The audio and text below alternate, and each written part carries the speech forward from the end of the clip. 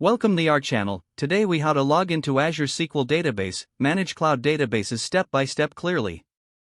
Open your web browser of choice. Navigate to the Azure portal by entering the URL https:/. Once logged in, locate the left-hand menu.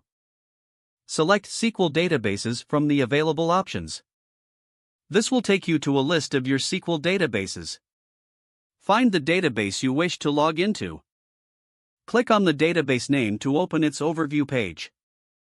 On the overview page, note the server name listed. You will need this server name to connect. Next, open SQL Server Management Studio, or your preferred SQL client.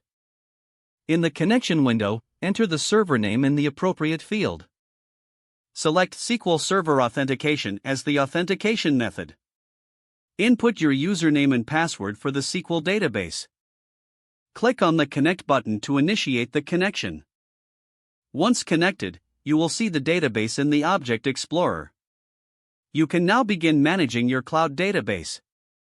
For more advanced configurations, explore the additional options available in the Management Studio.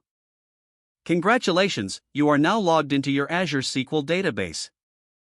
If the page does not load, refresh the browser or try again in a private or incognito window. Make sure you are using the correct email address, then retype it carefully to avoid small typos. If your password is not accepted, use the reset option and create a new strong password you can remember. Check your spam folder for verification or security emails, then complete any requested confirmation steps. Enable two-factor authentication if available to improve account security and reduce unauthorized access risk. After signing in, review your profile details so your contact information and settings are accurate and current. If you see an error message, note it down and try again after restarting your device and internet connection. Log out when you finish, especially on shared devices, to keep your account and payment information secure. If the page does not load, refresh the browser or try again in a private or incognito window. Make sure you are using the correct email address, then retype it carefully to avoid small typos. Don't forget to like this video and subscribe to our channel for more step-by-step tech guides.